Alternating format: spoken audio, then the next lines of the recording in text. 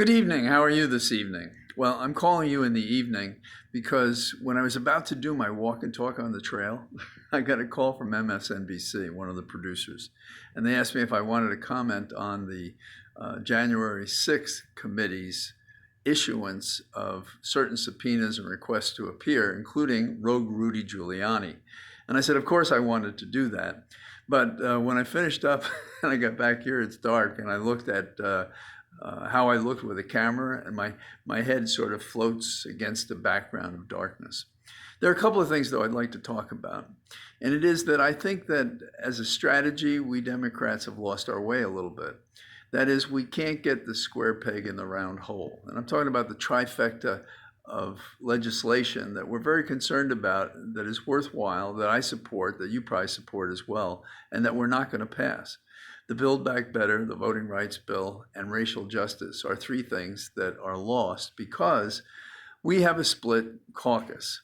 That is to say, we have at the very least Sinema and Manchin who cannot embrace, for whatever reason, private or public that we might guess at, and therefore we can't get to 50, which we need, plus the additional vote we would get from the vice president, either to eliminate cloture so we didn't require 60 votes, or then to pass these individual bills that presently require 60 votes.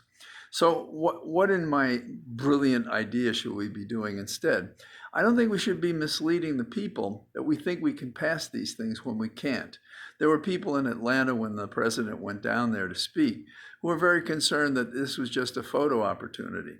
And I agree with them. I think that's what it is. It is just a photo opportunity. And Biden gave a good speech. He gave a good speech the other day, but I think we have to accept the hard truths that he spoke about and address what the real problem is. We have to be campaigning, really. We have to be saying that the Republican Party, they don't care about building back better for the people who are suffering in America. They don't care if there are equal voting rights, as demonstrated by all the bills they passed across the country and the people they're appointing that will slant the vote toward them. And they don't care about equality, racial justice. And they certainly prefer to have the same bad law, cloture, which allows them to do this, even though majoritarian rule is what happens in the House, so why not in the Senate? Also, the dealings with US and Russia, we're doing the same thing. We're posturing. And the posture is, we seem to be in a position where we think in order to avoid things happening, we have to withdraw, discourage membership in NATO by Ukraine, withdraw our missiles. That's not acceptable, and that's not what we should do. We have to have more of a backbone than we do. I know a lot of people want to believe the words and that the words will protect us from having to do the hard work, but that's not avoidable. That's something we have to do.